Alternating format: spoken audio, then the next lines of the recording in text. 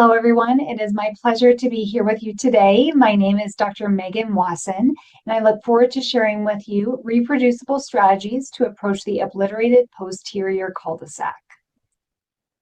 I have no financial disclosures. And by the end of our time today, I hope that you first will be able to describe the importance of preoperative preparation for advanced endometriosis, and also be able to describe the key strategies and techniques that you can utilize when treating an obliterated posterior cul-de-sac. So the first step to tackling this advanced disease is really preparation, and radiologic evaluation has a key element in helping us to be as prepared as possible for these more challenging procedures. So how do we know if there is deep infiltrating endometriosis or cul-de-sac obliteration? One of the easiest ways to screen for obliteration of the posterior cul-de-sac is by using the uterine slide sign. And this is something that we have studied quite extensively at Mayo Clinic in Arizona. And two of our publications are listed here that really highlight the ease of this technique as well as the reproducibility and accuracy. What we have found that when we do routine screening for the slide sign, which is when we push on the uterus and see how it moves in relationship to the bowel, if we do this for all patients who are having ultrasounds for chronic pelvic pain, history of endometriosis, or if we're seeing evidence of endometriosis, such as an endometrioma, we can do that slide sign as part of the routine ultrasound. This is highly effective in detecting deep endometriosis with a sensitivity of 94% and a specificity of 98%. And this was published in 2021. In the United States, MRI is also frequently utilized to evaluate for deep infiltrating endometriosis and really give us that roadmap of what we're going to encounter at the time of surgery. But not all MRIs are created equal. And when we are doing pelvic MRIs, we need to ensure that the experience of the radiologist is there to allow for accurate interpretation. This was a study that was published in 2021 in Academic Radiology, and what they found was that when we have radiologists interpreting pelvic MRI to evaluate for deep pelvic endometriosis, there really is expertise that is required. And even those who are within 2 years of experience in female imaging, they still perform inferior to those who are experts. And this is why we really need to ensure a high level of expertise in those who are interpreting the imaging studies. And this is just another depiction of where the conclusion came that radiologist expertise really matters. That you can see in this graph that endometriosis expert readers, highlighted in the black line, are going to have much higher expertise and sensitivity as well as specificity in detecting endometriomas, as well as posterior compartment endometriosis. And even those who are fellows, junior residents, senior residents, they can perform pretty well with endometriomas, but posterior compartment disease really requires that higher level of expertise.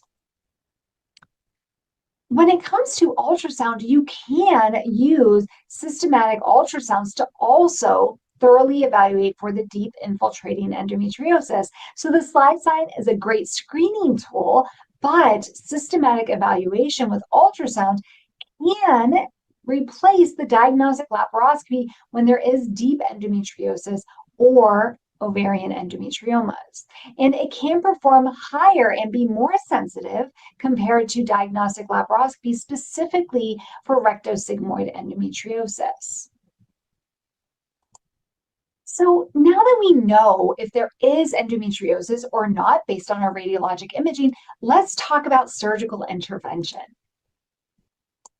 And first, we need to talk about minimally invasive surgery, minimal access surgery. There's a lot of advantages to doing laparoscopic approaches or robotically assisted approaches to endometriosis. And these include enhanced visualization. You can really zoom in on lesions that wouldn't be detected with the naked eye at the time of laparotomy. You also have increased precision, especially with the fine motions that are necessary for completing thorough excision and treatment of endometriosis. The fine instruments help facilitate that precision. You also have improved access, the ability to get deep behind the liver into Morrison's pouch, deep into the posterior cul-de-sac, all the way to the sacral nerve roots, the sciatic nerve, the pelvic floor musculature. Minimally invasive surgeries really facilitate that. And of course, we know that a minimally invasive approach is associated with a faster recovery. And so all of these advantages really lend themselves to treatment of endometriosis. We've also looked extensively at the difference between laparoscopic surgery and robotic surgery for treatment of endometriosis. And this was a prospective randomized control trial that was completed between Harvard, Mayo Clinic, as well as Cleveland Clinic. And what we found is that there aren't any differences in perioperative outcomes between robotic and conventional laparoscopy. And so truly, these are tools, these are instruments. Do whatever makes you the best surgeon and allows you to provide the best care to your patient. The videos that you will see are all surgical videos that I have performed using the robotic technology. That is my personal preference, but it is not wrong to do this via conventional laparoscopy. So when I am tackling deep infiltrating endometriosis and the difficult pelvis, I remember 5 mantras. Number 1, do the easy things first. If you do the easy things first, the hard things tend to become much easier. Number 2, normalize anatomy. That way you know where your safety zones are, where your danger zones are. Number 3, the retroperitoneum is your friend. That again will allow you to find those safety zones and danger zones, as well as normal tissue planes. Next, optimize your visualization. If you can see it, you can do it. If you can't see it, you're likely going to cause a complication or be unsuccessful. And lastly, be systematic. If you do the same exact thing every single time, it's going to be much more efficient and decrease the likelihood that you are unsuccessful with the procedure. And at the end of the day, I always remind myself to think about whether or not I'm making progress. If I'm not making progress, I ask myself why, and then see if it's something that I can overcome. There are situations where it is, unfortunately, time to convert, that you cannot perform the procedure through a minimally invasive approach, but it requires that self-awareness and recognition of when that time is there. I would also like to highlight the avascular spaces. This is the retroperitoneum, where I was mentioning the retroperitoneum is your friend.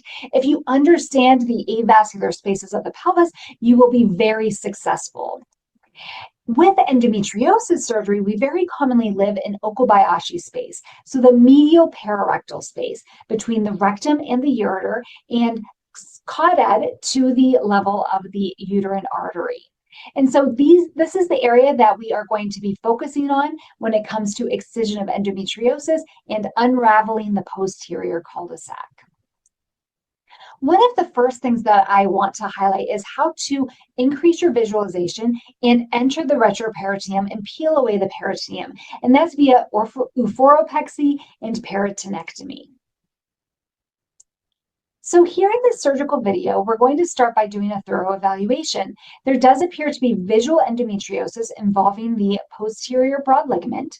We're going to lift the ovary up out of the pelvis to allow for optimal visualization. So this is the oophoropexy, where we're passing a Keith needle through the anterior abdominal wall, through the stroma of the ovary, and then we're going to redirect it back through the abdominal wall to the assistant at the bedside.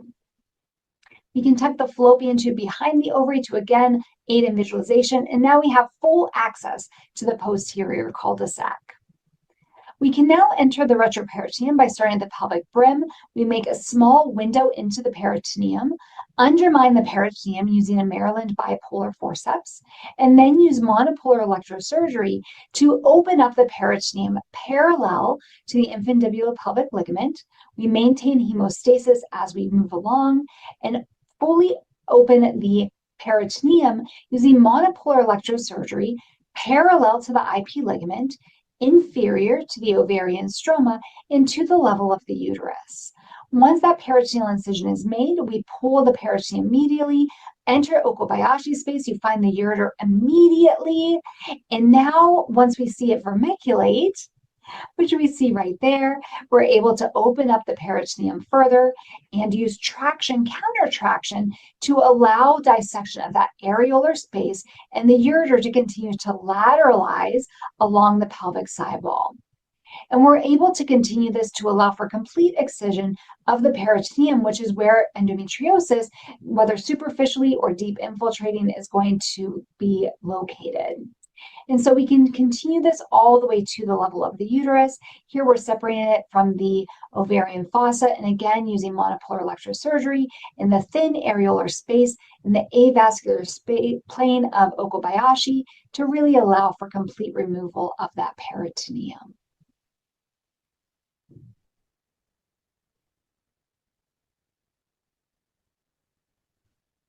And once we near the uterus in the area of the broad ligament, we can utilize the monopolar electrosurgery again to allow the uterine artery to fall away from the peritoneum and allow for that complete excision without damage to the uterine vasculature or the ureter. I'm now going to highlight how we can do ureterolysis. The last video I showed was very easy to allow the ureter to lateralize just with traction, countertraction, but sometimes doing ureteric tunneling can be very beneficial. So after we've opened up the peritoneum, we can lift the peritoneum and use blunt dissection. So push and spread technique with the Maryland bipolar, and then push the ureter down in that ureteric tunnel and continue to develop that avascular plane, maintaining the vascular sheath around the ureter, and just using blunt dissection as we continue to dissect down that ureteric tunnel and allow the ureter to fall away from the peritoneum. Neurolysis is also critically important, especially when we're talking about cul-de-sac obliteration. We want to maintain as much function for the bowel, the bladder, the pelvic organs as we possibly can. And so here we have a patient who has the ureter dissected out. We can see the inferior hypogastric nerve from the sacrum to the uterus. And here we're using the same technique that I showed on the sidewalls. So using monopolar electrosurgery, traction, countertraction, and the nerve is lateralizing with that technique. So it doesn't require a lot of manipulation of the nerve. It doesn't require a lot of traction. It simply requires to allow the traction, countertraction of the peritoneum to lateralize the nerve. And this is all done with minimal manipulation of the nerve. So now that I've shown you some easier dissections of superficial endometriosis, let me show you how to tackle a obliterated posterior cul-de-sac. So this is a patient who had very extensive endometriosis involving her pelvis. The left ovary was fully enveloping the rectum. It was actually attached to the right mesentery. I start by removing my endometriomas, so drain the endometrioma and allow for visualization of the cyst. I then remove the cyst wall, FOGSI the ovary, and now I'm starting that pelvic sidewall dissection that I previously showed, lateralizing the ureter and allowing complete visualization of that normal anatomic plane. Now I move over to the left. The right side was easier, so I did that first, and now we're going to do the left side. And so using some blunt dissection to develop normal tissue planes, normalizing the anatomy, putting things back where they're supposed to be, and really minimizing electrosurgery until I'm confident about my safety and danger zones. And here you can see the ovary tearing. If we left the area on the mesentery, that would have resulted in an ovarian remnant. Once we fully separate the ovary from the rectum, now we are again developing normal tissue planes, separating the rectum from the pelvic sidewall, and we can see a nice window that is intraperitoneal. Once we have normalized our anatomy, we're again going to FOGSI the ovary to the sidewall, so optimizing our visualization. And once we have the ovaries FOGSI, same exact technique that I showed you before. We started the pelvic brim, doing the same thing every single time, opening up the peritoneum, removing the peritoneum from the sidewall, doing the ureteric dissection, developing that ureteric tunnel to allow for isolation of all nodularity concerning for the deep infiltrating endometriosis. And we do that blunt dissection to really allow the ureter to fall away. And here, as we're dissecting the uterosacral ligament, we see that brown discoloration, very consistent with deep infiltrating endometriosis.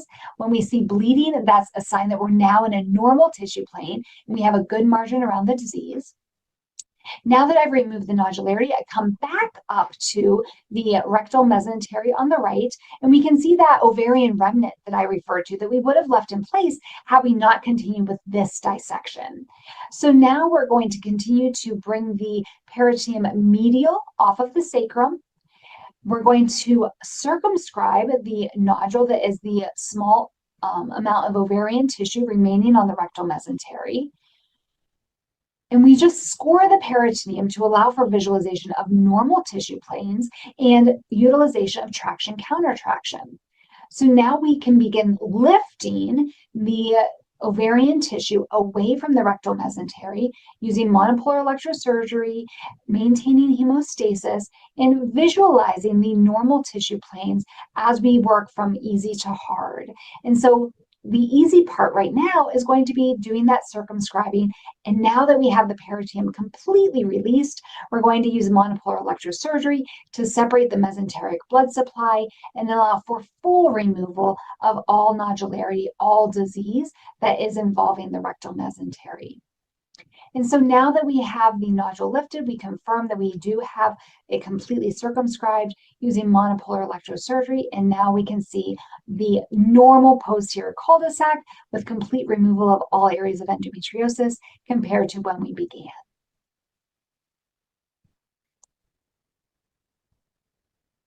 This is another patient with significant posterior cul-de-sac disease. We've already removed the disease from both side walls to allow for visualization of normal and abnormal tissue planes, safety and danger zones. There's a probe in the rectum to allow for complete delineation. And with that probe, as we do our dissection, we can confirm that we know where the rectal lumen is.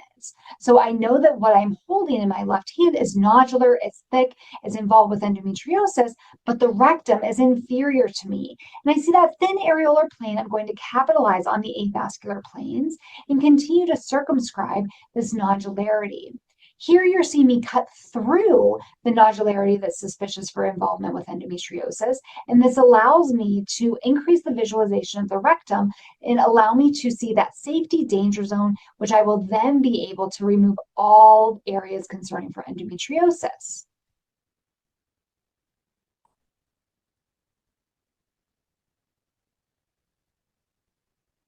So I know that that was a rapid fire review of the posterior cul-de-sac and nodularity involving the posterior cul-de-sac and how to really tackle obliteration.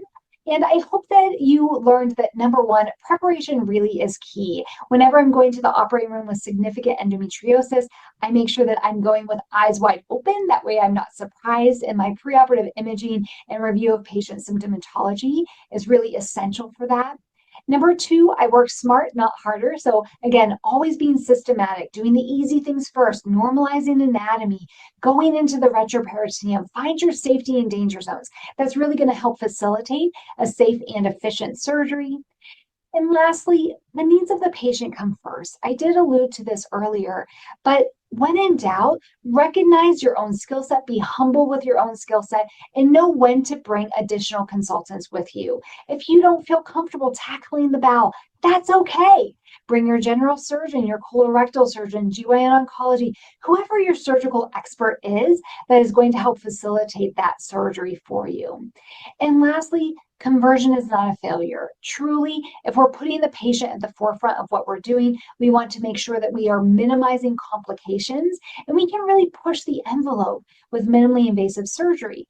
However, if in our hands we're going to do more harm than good by pushing that envelope, then conversion is not a failure and is truly putting the needs of your patient. Thank you. Thank you for taking us through in such great detail on such a difficult subject. And really your take-home messages about not being, if you have to convert the case, it's fine. Ask for help if needed, be smart, not, just struggling away and, trying to solve the issue. So thank you for this wonderful talk.